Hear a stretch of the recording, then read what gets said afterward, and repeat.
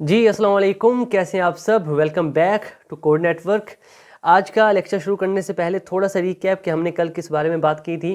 कल हमने HTML की हेडिंग्स के बारे में बात की थी। चंद एक टैग्स थे जैसे कि इटैलिक हो गया, बिग, स्मॉल, हॉरिजॉन्टल लाइन के लिए हो गया, या हमारे पास सुपरस्क्रिप्ट था या सबस्क्रिप्ट था, उनके बारे में हमने बात की थी। आज का जो हमारा लेक्चर है वो है लिस्ट के बारे में। अब बाज़ औक़ात होता क्या है कि हमने अपने वेब पेज पे कोई ना कोई लिस्ट दिखानी होती है। वो लिस्ट चाहे ग्रॉसरी की हो सकती है, वो लिस्ट स्टूडेंट्स की हो सकती है, कुछ भी हो सकती है। तो वो लिस्ट दिखाने के लिए हम HTML की जो प्रॉपर्टी यूज़ करते हैं वो है हमारे पास लिस्ट। HTML हमें 3 टाइप्स की लिस्ट प्रोवाइड करता है। नंबर 1 पे हमारे पास है ऑर्डर्ड लिस्ट। इसमें क्या होता है, जितनी भी चीज़ें हमारे पास होती हैं वो ऑर्डर में आ रही होती हैं। या तो वो ऑर्डर अल्फ़ाबेटिक में होता है, या वो ऑर्डर इंटीजर्स में होता है, या फिर वो ऑर्डर रोमन्स में होता है। वो आपकी मर्ज़ी होती है, आप जो भी ऑर्डर रखना चाहें। उसके बाद हमारे पास आता है अनऑर्डर्ड लिस्ट। इसमें क्या होता है, कोई ऑर्डर नहीं आ रहा होता, साथ में छोटे छोटे नुक्ते आ रहे होते हैं, डॉट्स। आप चाहें तो उन डॉट्स को आप स्क्वायर में चेंज कर सकते हैं CSS को यूज़ करके, चाहे आप उन्हें डिस्क में चेंज कर लें, वो आपकी मर्ज़ी पे होता है। और लास्ट में हमारे पास आती है डिस्क्रिप्शन लिस्ट। मोस्टली हम यूज़ कर रहे होते हैं ऑर्डर्ड लिस्ट और अनऑर्डर्ड लिस्ट। बाज़ औक़ात हमें डिस्क्रिप्शन लिस्ट यूज़ करनी पड़ जाती, तो हमने इसे अपने कोर्स में शामिल किया है। यहाँ पर देखिए, जैसा कि हमने बात की थी कि ऑर्डर लिस्ट के अंदर हमारे पास कोई ना कोई ऑर्डर आ रहा होता है। यहाँ पर हमारे पास जो ऑर्डर है वो इंटीजर में आ रहा है, 1 2 3। आप इसे चेंज भी कर सकते हैं। अनऑर्डर लिस्ट की बात हमने की कि हमारे पास जो डॉट्स होते हैं वो आ रहे होते हैं, इनको भी आप चेंज कर सकते हैं। हमारी जो डिस्क्रिप्शन लिस्ट होती है वो ऑर्डर और अनऑर्डर से थोड़ी मुख्तलिफ होती है। इसमें क्या होता है, हमारे पास एक आइटम होता है और फिर नीचे हम उस आइटम की डेफिनेशन लिख रहे होते हैं। इसमें हम उस आइटम के बारे में थोड़ी बहुत इन्फॉर्मेशन दे रहे होते हैं यूज़र को। जब हम इसे प्रैक्टिकल करेंगे तो आपको मज़ीद बातें समझ में आ रही होंगी। लिस्ट के बाद हम बात कर रहे होंगे HTML टेबल्स के बारे में। अब बाज़ वक़्त क्या होता है कि हमें अपने डाटा को in the form of columns या रोज़ में दिखाना होता है। तो हमारे पास जो टेबल होती है या तो स्टूडेंट्स की हो सकती है या किसी और मकसद के लिए बनाई जाती है। टेबल्स को हम मोस्टली यूज़ कर रहे होते हैं अपने वेब पेज पे। तो टेबल्स का जो स्ट्रक्चर होता है वो सिंपल सा होता है। सबसे पहले हमारे पास टेबल के ऊपर एक हेडिंग होती है जिसे हम कैप्शन कहते हैं। अगेन आप यहाँ पर H1 का भी यूज़ कर सकते हैं, लेकिन जो चीज़ जिस मकसद के लिए यूज़ की जाती है आप उसे यूज़ करें तो वो ज़्यादा अच्छा होता है। तो हम यहाँ पर कैप्शन यूज़ करेंगे। उसके बाद हमारे पास आ जाते हैं हमारा हेड के अंदर हम अपनी टेबल का हेड लिख रहे होते हैं। ऊपर स्टूडेंट का नाम आ गया या रोल नंबर आ गया, और उसके बाद हमारे पास आ जाती है टेबल की बॉडी। तो इन दोनों चीज़ों को हम प्रैक्टिकल कर रहे होंगे। चलिए आइए प्रैक्टिकल करके देखते हैं। चलिए पहले हम बात करते हैं लिस्ट के बारे में। हमने बात की थी ऑर्डर लिस्ट की, तो मैं यहाँ पर एक ऑर्डर लिस्ट बनाता हूँ विच इज़ OL। अब इसके अंदर मैं अपने लिस्ट आइटम लिखूंगा which is LI, list item. अब इसमें मैं पहला आइटम लिखता हूँ, लेट्स सपोज एप्पल। मैं एक और आइटम लिखता हूँ विच इज़ मैंगो। अगेन मैं एक और आइटम लिखता हूँ, लिस्ट आइटम विच इज़ बनाना। मैं इसे करता हूँ सेव, जाता हूँ अपने ब्राउज़र में, इसे करता हूँ रिफ़्रेश। तो यहाँ पर देखिए जैसे मैंने इसे सेव किया तो यहाँ पर मेरी लिस्ट जो है वो नज़र आ रही है, और इसके साथ एक ऑर्डर भी है जो कि है डिजिट्स में। अब ये जो बाकी हमने जो कल किया था मैं इसे रेज़ कर देता हूँ ताकि हमारी लिस्ट जो है वो हमें साफ नज़र आए। Let me arrays it. मैं इस सारे को कर देता हूँ डिलीट। अब मैं दोबारा इसे सेव करता हूँ, जाता हूँ अपने ब्राउज़र में, इसे करता हूँ रिफ़्रेश। तो यहाँ पर देखिए हमारी जो लिस्ट है हमें यहाँ पर नज़र आ रही है। अब मैं चाहूँ तो अपनी लिस्ट को ना एक हेडिंग भी दे सकता हूँ ताकि ये थोड़ी साफ नज़र आए। लेट्स सपोज मैं इसे H1 देता हूँ और इसके अंदर मैं लिख देता हूँ फ्रूट्स नहीं। इसे करता हूँ सेव, जाता हूँ अपने ब्राउज़र में, इसे करता हूँ रिफ़्रेश। तो अब यहाँ पर देखिए मेरी जो लिस्ट है यहाँ पर नज़र आ रही है और साथ में उसकी एक हेडिंग भी है। अब मैं इसमें थोड़ी चेंजमेंट करता हूँ। लेट्स सपोज मैं एक लिस्ट के अंदर ना एक और लिस्ट ऐड करता हूँ। लेट्स सपोज मैं एक और ऑर्डर लिस्ट इसके अंदर दाखिल कर देता हूँ। तो मैं इसमें लिख देता हूँ let's suppose butter, list item के तौर पर विच इज़ LI, और इसके अंदर मैं लिखता हूँ बटर। मैं एक और लिस्ट आइटम लिखता हूँ इसमें विच इज़ मिल्क, और मैं इसे करता हूँ सेव, जाता हूँ अपने ब्राउज़र में, इसे करता हूँ रिफ़्रेश। तो यहाँ पर देखें मेरी एक लिस्ट के अंदर एक दूसरी लिस्ट जो है वो ऐड हो चुकी है। अब जैसा कि मैंने कहा था कि हम चाहें तो हमारे पास ये जो ऑर्डर आ रहा है डिजिट्स में, हम चाहें तो ये अल्फ़ाबेट में भी चेंज हो सकता है। कैसे हो सकता है वो मैं करके दिखाता हूँ आपको। कुछ नहीं करना, हमने सिर्फ इसमें जाना है और हमने यूज़ करना है टाइप जैसे हम यूज़ करेंगे तो हमारे पास ऑप्शन आ जाएंगे। लेट्स सपोज मैं अल्फ़ाबेटिकल देना चाहता हूँ कैपिटल में, तो इसे मैं क्लिक करूँगा, इसे करूँगा सेव, जाऊँगा अपने ब्राउज़र में, इसे करूँगा रिफ़्रेश। तो अब यहाँ पर देखिए हमारे पास जो ऑर्डर है वो अल्फ़ाबेटिक में आ रहा है। मैं चाहूँ तो मैं इन्हें रोमन में भी चेंज कर सकता हूँ। अगेन मैं इसे दोबारा से टाइप करता हूँ और इस बार मैं चाहता हूँ कि ये रोमन में आए। तो मैं इसे करता हूँ सेव, जाता हूँ अपने ब्राउज़र में, इसे करता हूँ रिफ़्रेश।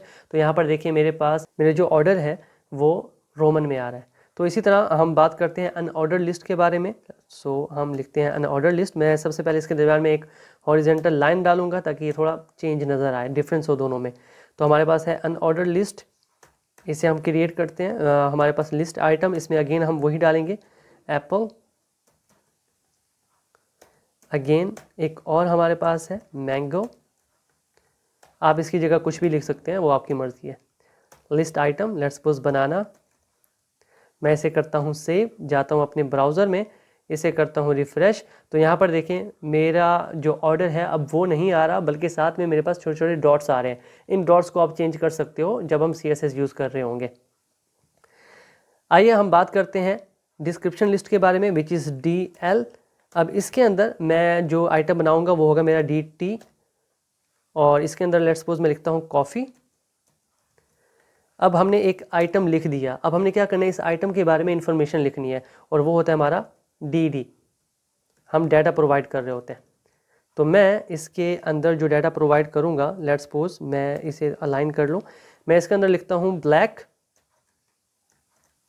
Hot water.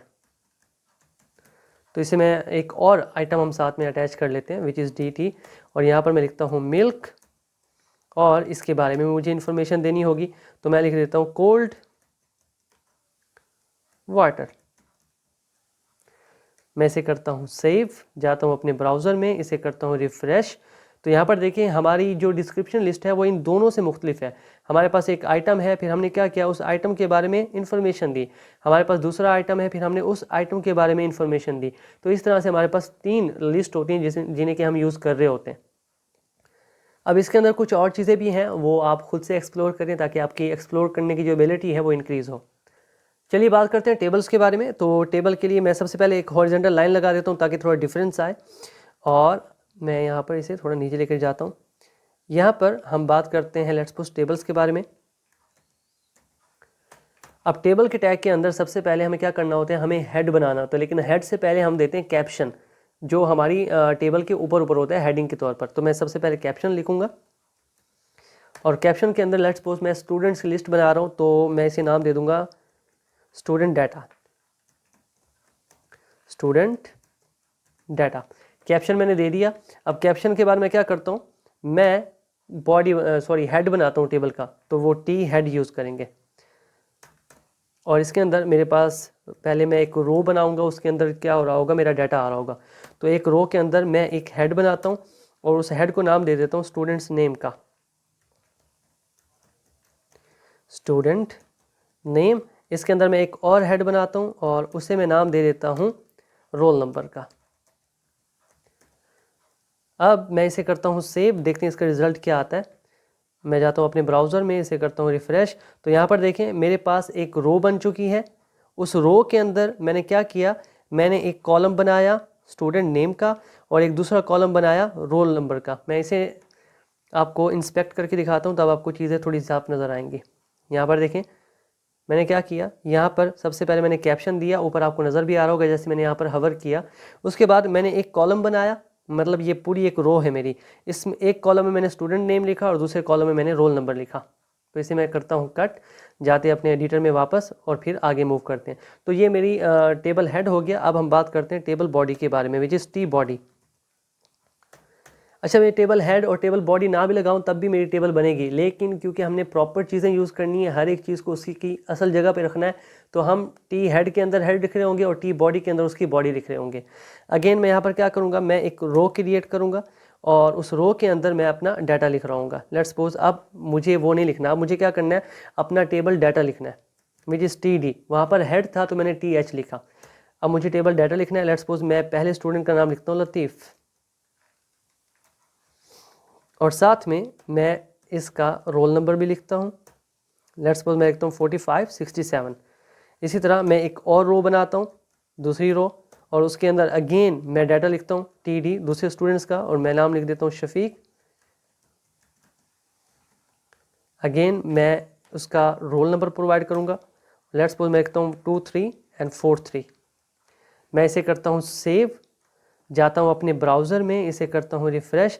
तो यहाँ पर देखें मेरी टेबल, यहाँ पर वो मुकम्मल टेबल नहीं है जिसमें हमें बॉक्स बने होते हैं, वो बॉक्सेस हम बना रहे होते हैं अपनी CSS के अंदर।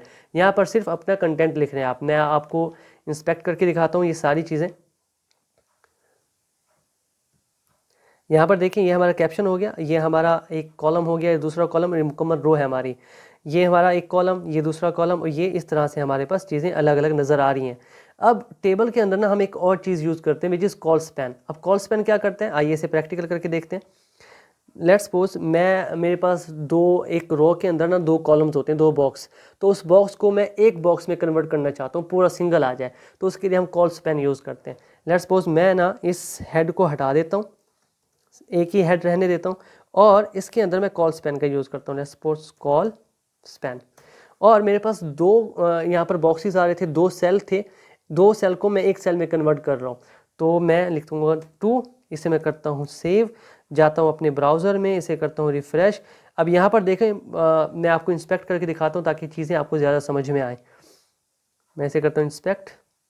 अब यहाँ पर देखें, देखा जाए तो ये अलग से मेरे पास एक सेल है, ये अलग से सेल है, ये अलग, लेकिन जैसे मैं इस पर हवर करता हूँ ये सिंगल सेल हो चुका है। पहले ये 2 सेल थे अलग, एक रोल नंबर का था और दूसरा मेरे पास स्टूडेंट नेम का था, लेकिन मैंने क्या किया, उन दोनों सेलों को एक सेल में कन्वर्ट कर दिया। तो इस तरह से हम कॉल स्पैन का यूज़ कर रहे होते हैं। ये सिंपल सी टेबल थी, हमने लिस्ट के बारे में बात की। कुछ चीज़ें और भी हैं, टेबल के अंदर भी हैं, कुछ चीज़ें लिस्ट के अंदर भी हैं, वो चीज़ें आप खुद से एक्सप्लोर करेंगे। तो हम आपको मिलते हैं नेक्स्ट क्लास में, तब तक के लिए keep coding and keep connected.